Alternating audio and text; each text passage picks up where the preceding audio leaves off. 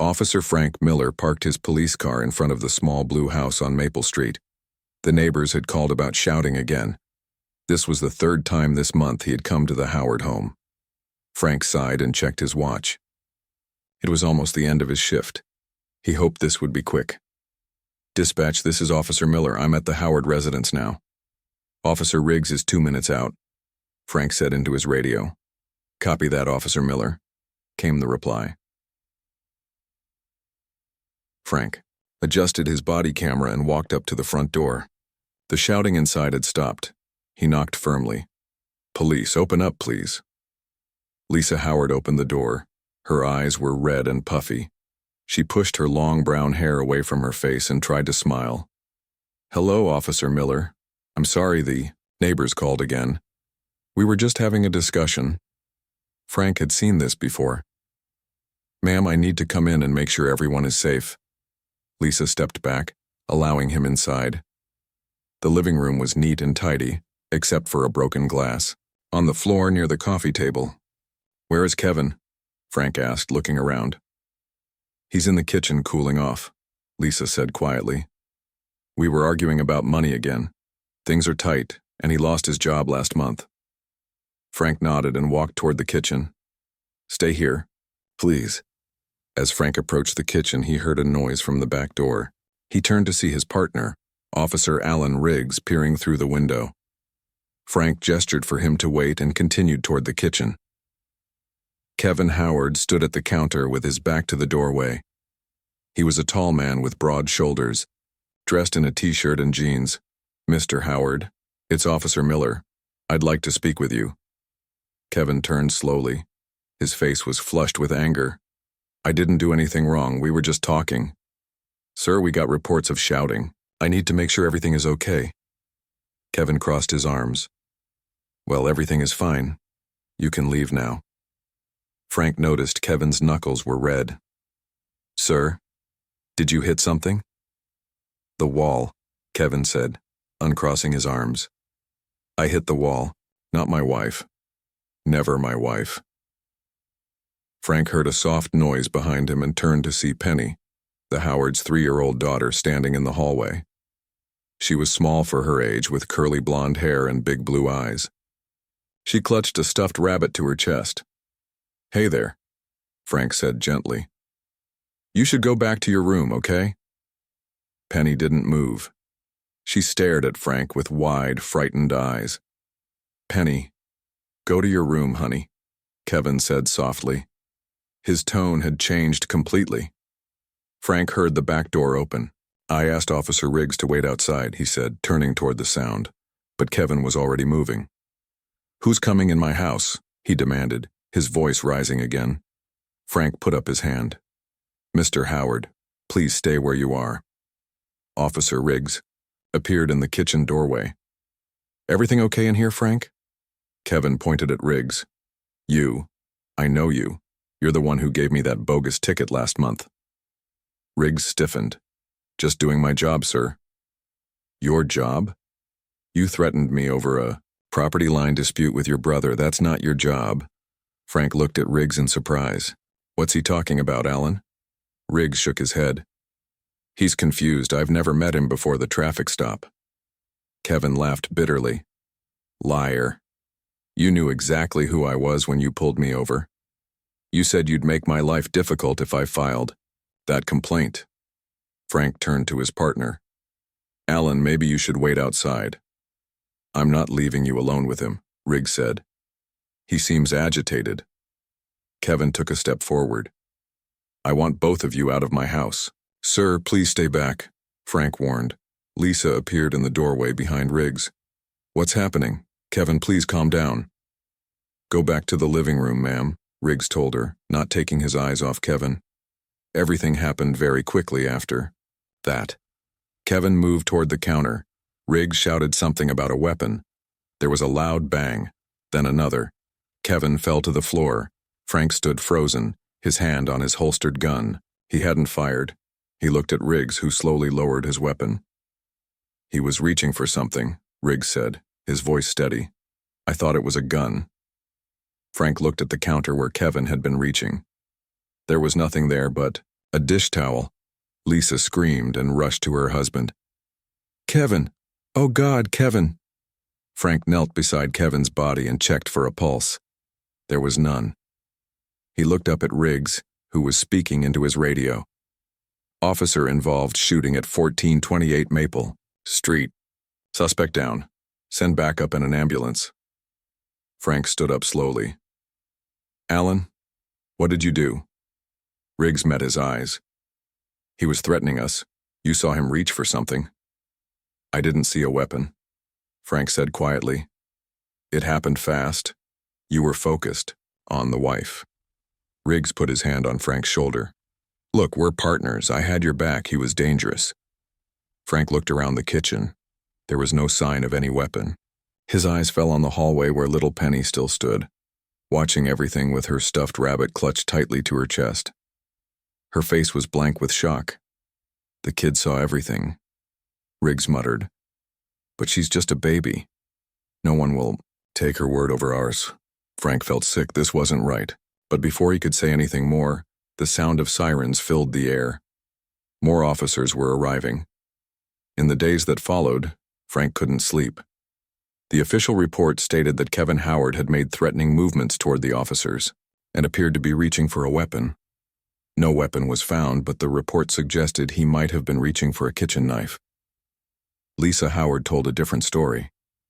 She said her husband had been reaching for a dish towel to calm down and clean up. She filed a complaint against both officers and demanded justice for her husband. Penny Howard stopped speaking after that night. The doctors called it traumatic mutism. She would not talk to anyone, not even her mother. Frank knew what had really happened. But Riggs was his partner. They had worked together for 5 years. Frank had been at Riggs's wedding. Their families had barbecues together. How could he turn against him now? But as the weeks passed and the investigation continued, the weight of the lie became too heavy. Frank started to wonder if he could live with himself if he didn't tell the truth. The case was going to trial. Frank would have to testify under oath, and somewhere in that courthouse would be a little girl who had seen everything. 6 months passed since that terrible night at the Howard home. The small town of Pinewood could talk about little else. People took sides. Some supported Officer Frank Miller and Officer Alan Riggs, saying police work was dangerous and split-second decisions had to be made. Others stood with Lisa Howard, demanding justice for her husband, Kevin. The courthouse was packed on the first day of the trial. People lined up outside before dawn, hoping to get a seat. News vans filled the parking lot. This was the biggest event in Pinewood's recent history. Frank sat at the defense table next to Officer Riggs. They both wore dark suits instead of their uniforms. Frank's suit felt too tight around his neck. He had lost weight since that night and his face looked thinner, with dark circles under his eyes. Their lawyer, Paul Gregory, was a tall man with silver hair who specialized in defending police officers. The police union had hired him. He seemed confident as he arranged papers on the table. Just stick to the story, Paul had told them during preparation. Kevin Howard made threatening moves. You believed he was reaching for a weapon. You acted to protect yourselves and each other. Frank nodded but said nothing. The lie sat in his stomach like a stone. Across the aisle, Lisa Howard sat behind the prosecution table. She wore a simple black dress and held a tissue in her hand. Next to her sat her mother, who had been caring for little Penny since Kevin's death. The prosecutor, Kate Bennett, was younger than Paul Gregory but just as focused. She had built her career taking on difficult cases against police officers. She had a reputation for being tough but fair. Judge Sandra Williams entered the courtroom and everyone stood up. She was a serious woman with short gray hair who had been a judge for 20 years. People respected her fairness. You may be seated, she said. We are here today for the case of the state versus officers Alan Riggs and Frank Miller. Are both sides ready to proceed? Both lawyers said they were ready. The judge turned to the jury box where 12 citizens of Pinewood sat nervously. They had been selected after days of questioning. 7 women and 5 men would decide the officer's fate. Ladies and gentlemen of the jury, Judge Williams said, you have been selected to hear a difficult case. You must listen carefully to all evidence and decide based only on what you hear in this courtroom. Kate Bennett gave her opening statement first. She stood before the jury with a calm, serious face. Kevin Howard was an ordinary man, she began. He had lost his job. He argued with his wife about money, but on April 15th he did not deserve to die. The evidence will show that Officers Riggs and Miller entered the Howard home after a noise complaint. Within minutes, Kevin Howard lay dead on his kitchen floor. No weapon was found, no threat existed. This was not a justified shooting. This was a terrible abuse of power. Paul Gregory spoke next, his voice deep and confident. Police officers must make life or death decisions in seconds, he said. Officers Miller and Riggs responded to a domestic disturbance, one of the most dangerous calls any officer can face. Kevin Howard was agitated and aggressive. When he made a sudden move toward what could have been a weapon, Officer Riggs had to act. This is a tragedy, but not a crime. Frank looked down at his hands as his lawyer spoke. He remembered the look on Penny's face as she watched her father fall. He remembered Riggs saying, "She's just a baby. No one will take her word over ours." The first witness was the emergency dispatcher who had taken the neighbor's call. She explained that the caller had reported loud shouting and the sound of something breaking. Next came the neighbor himself, an older man named Bill Carter. "I've called about the Howards before," he testified. "They fought a lot after Kevin lost his job. That night I heard shouting, then something breaking. I was worried about the little girl." The medical examiner testified about Kevin's wounds. 2 shots to the chest. Death had been almost instant. Frank looked at Lisa Howard during this testimony. She cried quietly into her tissue. After lunch, it was time for Officer Riggs to take the stand. He walked confidently to the witness chair and swore to tell the truth. Paul Gregory led him through the events of that night. "Was Kevin Howard aggressive?" Paul asked. "Yes," Riggs answered firmly. "He was angry that we were there. He recognized me from a traffic stop I had made a month earlier. He seemed to hold a grudge about it." "What happened in the kitchen?" Mr. Howard became increasingly agitated. When Officer Miller tried to calm him down, Howard suddenly moved toward the counter. "I believed he was reaching for a weapon. I fired to protect my partner and myself." Frank watched the jury as Riggs testified. Some nodded slightly, others looked doubtful. Then it was Kate Bennett's turn to question Riggs. She approached him slowly. "Officer Riggs, you mentioned that Kevin Howard recognized you from a traffic stop. Did you have any other interactions with him?" Riggs hesitated, for just a moment. "No, that was our only previous contact." "Are you certain? Mr. Howard mentioned something about a property dispute involving your brother. What did he mean by that?" "Objection." Paul Gregory stood up. "The witness cannot speculate about what the deceased meant." "Sustained," Judge Williams said. Kate tried another approach. "Officer Riggs, the body camera footage from that night stops 2 minutes before the shooting. Can you explain why?" "Technical malfunction," Riggs said. "It happens sometimes." "Quite convenient timing for a malfunction," Kate remarked. "Objection," Paul Gregory said again. "Withdrawn," Kate said. No further questions. The next morning it was Frank's turn to testify. As he walked to the witness stand, he saw Lisa Howard watching him. Her eyes seemed to beg him for the truth. Frank placed his hand on the Bible and swore to tell the truth. His heart pounded. The moment he had dreaded for 6 months had arrived. Paul Gregory asked him the same questions he had asked Riggs. Frank gave the answers they had rehearsed, but each lie made his voice weaker. "Did you see Kevin Howard reach for something?" Paul asked. Frank paused. He thought of his career, his friendship with Riggs, the consequences of breaking the blue wall of silence. Then he thought of Penny Howard, who had stopped speaking after watching her father die. Frank began, but before he could continue, the courtroom doors opened. Everyone turned to look. Lisa Howard's mother walked in, holding little Penny's hand. The child looked tiny in the big courtroom. She wore a blue dress with white shoes. "Judge," Williams frowned. "What is the meaning of this interruption?" Kate Bennett stood up quickly. "Your Honor, may we approach the bench?" Judge Williams nodded, and both lawyers walked to the front of the courtroom. They spoke in low voices that no one else could hear. Frank remained in the witness stand watching. Little Penny Howard. The child looked around the courtroom with wide eyes. She held her grandmother's hand tightly. After a few minutes, Judge Williams spoke to the entire courtroom.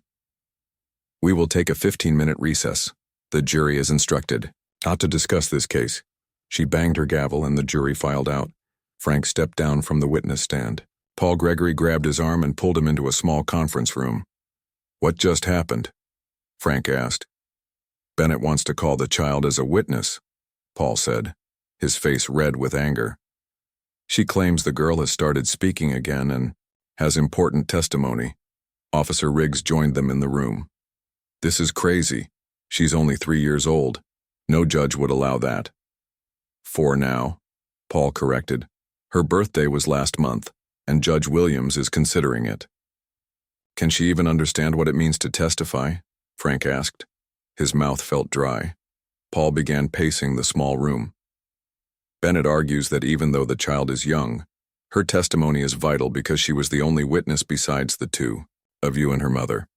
Riggs slammed his hand on the table. "She won't know what she's saying. Kids that age make things up all the time." Frank said nothing. He remembered Penny's eyes that night, watching everything from the hallway. Children might make up stories, but they also saw the world clearly, without the filters that adults used. When court resumed, Judge Williams made her ruling.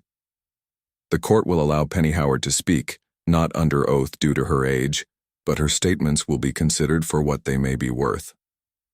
People in the courtroom whispered to each other. This was unusual. Young children rarely testified in court. Kate Bennett asked Lisa Howard to bring her daughter to the front. Lisa helped Penny into the witness chair, which was too big for her. The child's feet didn't reach the floor. "Hello, Penny," Kate said gently. "My name is Kate. I'm going to ask you some questions. Is that okay?" Penny nodded slightly. "Can you tell me your whole name?" "Penny Marie Howard," the child said in a small voice. "How old are you, Penny?" 4. She held up 4 fingers. Kate smiled. "Very good. Do you know why you're here today?" Penny looked at her mother, who stood nearby. "To talk about Daddy." "That's right. Do you remember the night the police came to your house?" Penny nodded again. "Can you tell us what you saw that night?" Penny looked down at her hands. "Daddy and Mommy were fighting with words. They were loud. Daddy broke a glass." "What happened after that?" Kate asked. "The police came. A nice policeman talked to Mommy." "Is the nice policeman in this room?" Kate asked. Penny looked around. She pointed at Frank. "Him." "Let the record show that the witness has identified Officer Frank Miller," Kate said. "What happened next, Penny?" "The nice policeman went to talk to Daddy in the kitchen. I watched from the hall with Mr. Bunny." She meant her stuffed rabbit. "Did something happen in the kitchen?" Penny's face became very serious. "Another policeman came in the back door. Daddy knew him. Daddy was mad at him." Frank noticed Riggs shifting in his seat. Paul Gregory was writing notes quickly. "Did the policeman and your daddy talk about something?" Kate asked. "Daddy said the other policeman was mean to him before, about a line in the yard. The other policeman said Daddy was lying." Frank felt his heart beating faster. This matched what he had heard that night. Kevin had mentioned a property line dispute with Riggs's brother. Riggs had denied knowing Kevin before. "What happened then, Penny?" Kate's voice was still gentle. "Daddy moved to get the towel, to clean up." The other policeman shouted. Then there was a very loud noise. Daddy fell down. Penny's voice trembled. There was red on Daddy's shirt. The courtroom was completely silent. Even the people who had been whispering were still. "Penny, this is very important," Kate said. "Which policeman made the loud noise? The nice one or the other one?" Penny looked at Frank again, then at Riggs. She lifted her small hand and pointed directly at Riggs. "That one. He hurt my daddy." Voices erupted in the courtroom. Judge Williams banged her gavel several times. "Order. I will have order in this court." Riggs leaned over to Paul and whispered urgently. Frank could not hear what they were saying. "No further questions, Your Honor," Kate said, looking pleased. Paul Gregory stood up for cross-examination. He approached Penny carefully, trying to appear friendly. "Hello, Penny. My name is Mr. Gregory. I just have a few questions for you." Penny watched him with cautious eyes. "You said you were in the hallway when this happened. Was it hard to see into the kitchen from there?" "No, I could see." "Were you scared when the police came to your house?" "A little. When people are scared, sometimes they don't remember things exactly right. Do you think you might have been confused about what happened?" Kate Bennett stood up. "Objection, Your Honor. He's leading the witness and asking her to evaluate her own testimony." "Sustained," Judge Williams said. "Mr. Gregory, please be more careful with your questions to this young witness." Paul tried again. "Penny, after the loud noise, did you hide?" "Yes, behind the couch with Mr. Bunny." "So you didn't see everything that happened, did you?" "I saw the other policeman hurt my daddy. Then I hid." Paul looked frustrated. "No further questions." Judge Williams turned to Penny. "Thank you, Penny. You can go back to your mother now." As Penny walked back to Lisa, she stopped in front of the defense table. She looked directly at Frank. Everyone in the courtroom held their breath, wondering what she would do. "You didn't hurt my daddy," she said clearly. "But you didn't tell." Then she continued to her mother. The judge called for another recess. As people filed out of the courtroom, Frank sat frozen in his chair. Penny's words echoed in his mind. "You didn't hurt my daddy, but you didn't tell." She was right. He hadn't pulled the trigger, but his silence had been a kind of guilt too. For 6 months, he had protected Riggs instead of telling the truth. In the conference room, Paul Gregory was worried. "This is bad. The jury loves that kid. They believed every word she said." "She's just a kid," Riggs insisted. "Kids get confused. They make stuff up." "She wasn't confused," Frank said quietly. Both men turned to look at him. "What did you say?" Riggs asked, his voice dangerous. Frank stood up straighter. "She wasn't confused, Alan. She told the truth. You knew Kevin Howard before that night. You had some kind of problem with him, and when he reached for that dish towel, you shot him. Not because you thought he had a weapon, but because you wanted to." Riggs's face turned red. "Are you crazy? You're going to believe a 4-year-old over your partner?" "I'm going to tell the truth," Frank said. "I should have done it 6 months ago." Paul stepped between them. "Frank, think about what you're doing. If you change your testimony now, you could face charges too. Perjury, obstruction of justice." Frank nodded. "I know. I'll face whatever comes. But I can't lie anymore. Not after seeing that little girl point at Riggs and tell the whole courtroom what really happened."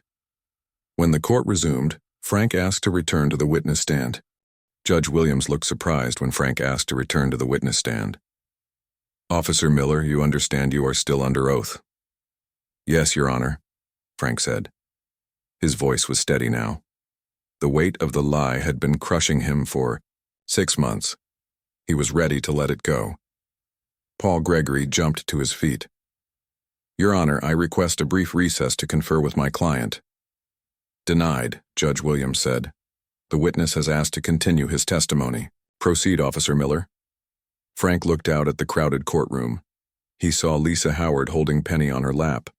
He saw his fellow police officers sitting together, watching him with concerned faces. He saw Officer Riggs glaring at him from the defense table. "I need to correct my earlier testimony," Frank began. "I did not tell the whole truth." A murmur ran through the courtroom. Judge Williams tapped her gavel once, and the room fell silent again. "What happened that night at the Howard home was not what we reported," Frank continued. "Kevin Howard was not a threat to us. He did not reach for a weapon. Officer Riggs shot him without justification." Paul Gregory stood up again. "Your Honor, I must ask for a recess." "Sit down, Mr. Gregory," Judge Williams ordered. "The witness is speaking." Frank took a deep breath and told the real story. He explained how Riggs had come in through the back door, how Kevin had recognized Riggs and mentioned a property dispute involving Riggs's brother. How Kevin had reached for a dish towel, not a weapon. How Riggs had shot him twice in the chest. After it happened, Officer Riggs told me to support his story, Frank said. He said no one would believe the wife or the child over 2 police officers. I agreed to lie because he was my partner. I've regretted it every day since. The courtroom was completely silent when Frank finished. Even Judge Williams seemed stunned. Kate Bennett recovered first. Officer Miller, why are you telling the truth? Now? After 6 months of lying? Frank looked at Penny Howard. Because that little girl was brave enough to tell the truth. She saw everything that night, and even though she's only 4 years old, she knew right from wrong better than I did. Kate nodded. When Officer Riggs denied knowing Kevin Howard before the traffic stop, was he lying?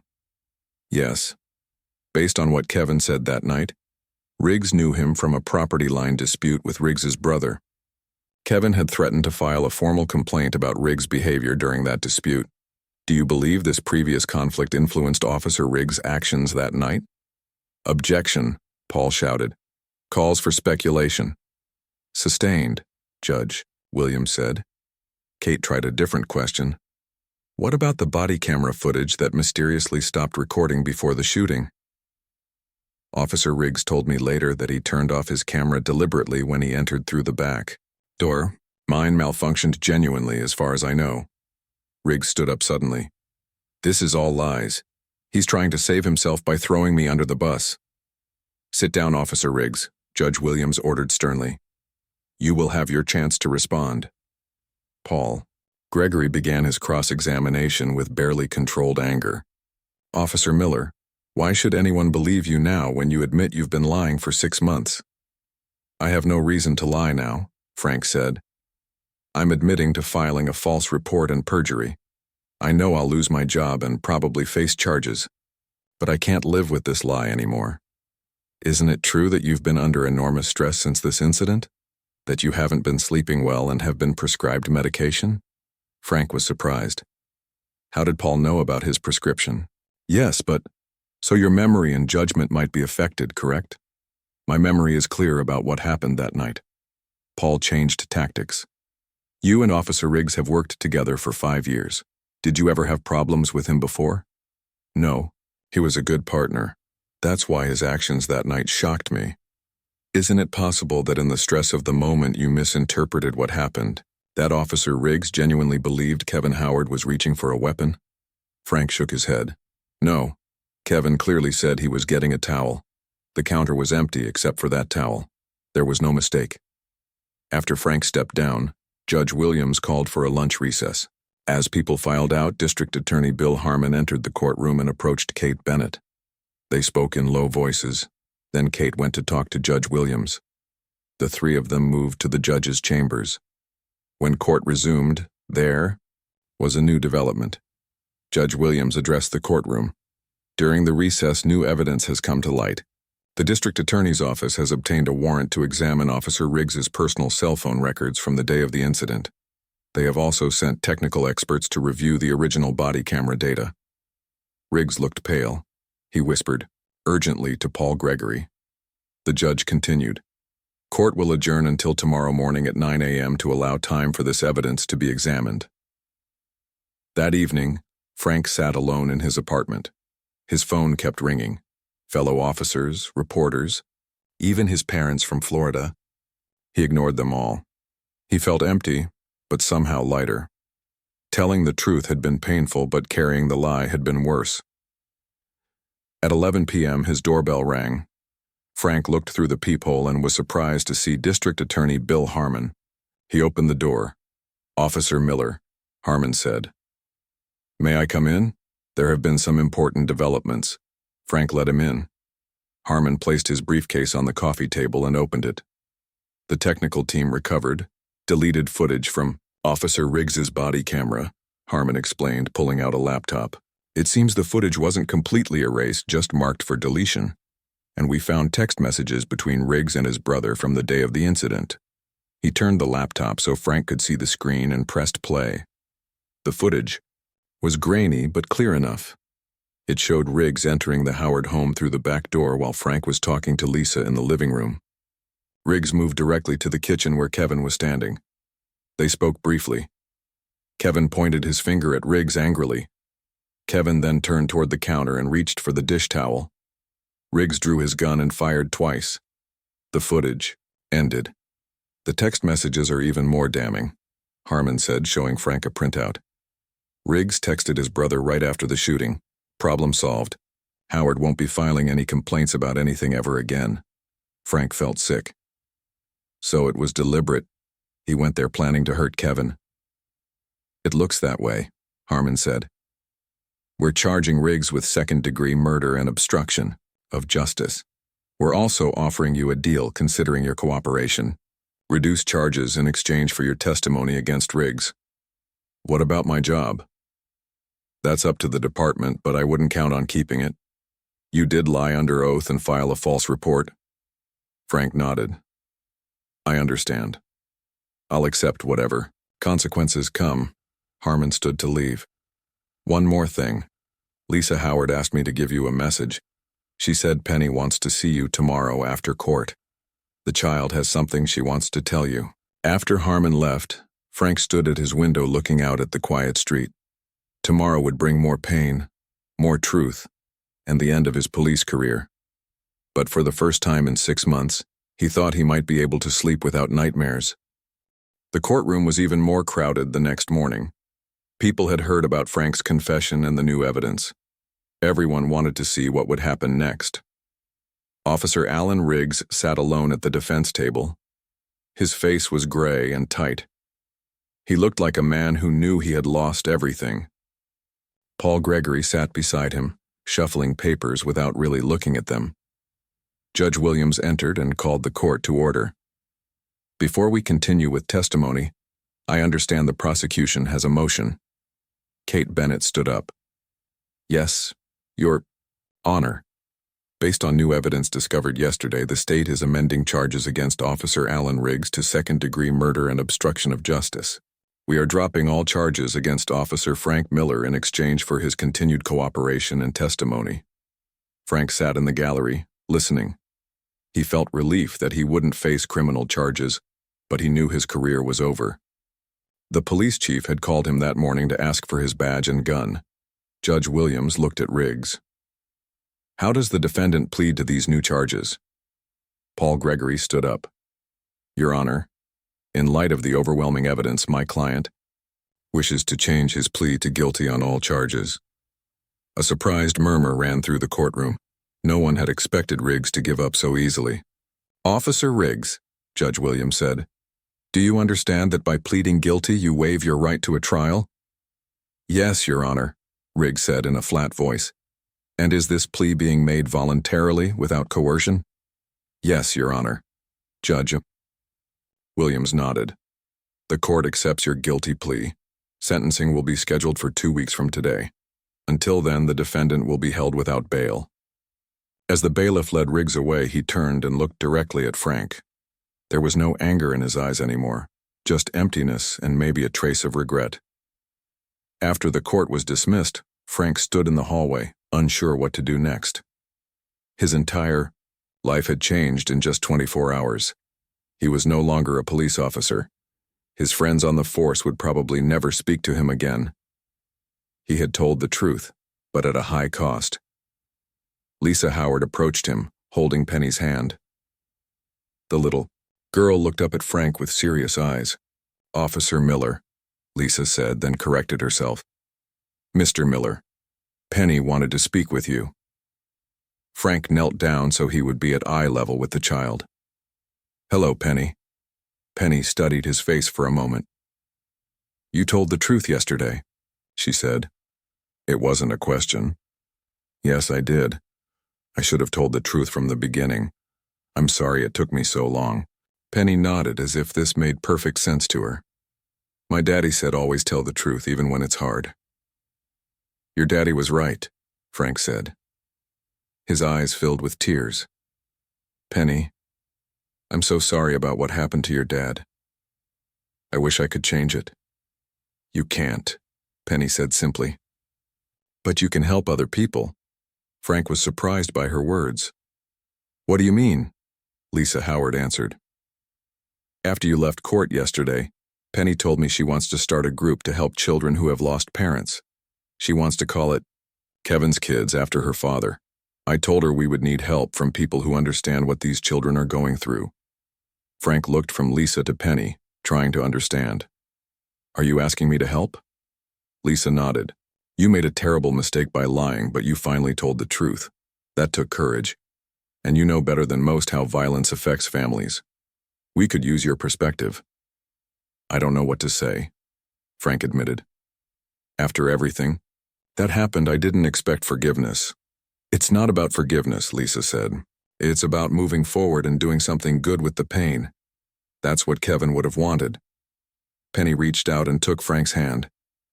Will you help us? Frank looked at this small child who had lost so much but still wanted to help. Others. Yes, he said. I'll help however I can. 1 year later, Frank stood at the front of a community center room. 20 children sat in a circle, all of them from families touched by violence. Some had lost parents to crime. Others had parents in prison. A few, like Penny, had lost parents to police shootings. Today we have a special guest, Frank told the children. Chief Martinez from the Pinewood Police Department is here to tell you about new rules for police officers. Chief Elena Martinez smiled at the children. She was a tall woman with kind eyes who had taken over the department 6 months ago. Thank you for inviting me, Mr. Miller. She turned to the children. After what happened to Penny's father, we made big changes in our department. Now all police officers have better body cameras that can't be turned off easily. They get more training on how to handle difficult situations without using weapons, and they learn how to help families after bad things happen. A boy raised his hand. My dad is in prison because he hurt someone. Do police learn about that too? Yes, Chief Martinez said. We now have a special team that works with families, of both victims and people who are arrested. We try to make sure children like you get the help you need. Penny, now 5 years old, sat next to Frank. She was no longer the silent, traumatized child she had been. She spoke up in group meetings and helped new children feel welcome. Kevin's Kids had grown beyond what anyone expected. What started as a small support group now worked with the police department, the courts, and social services across the county. Lisa Howard had quit her job to run it full-time, with help from Frank and others. Frank himself had found a new purpose. He would never wear a badge again, but he used his knowledge of the system to help families navigate it. He spoke at police academies about the importance of honesty and accountability.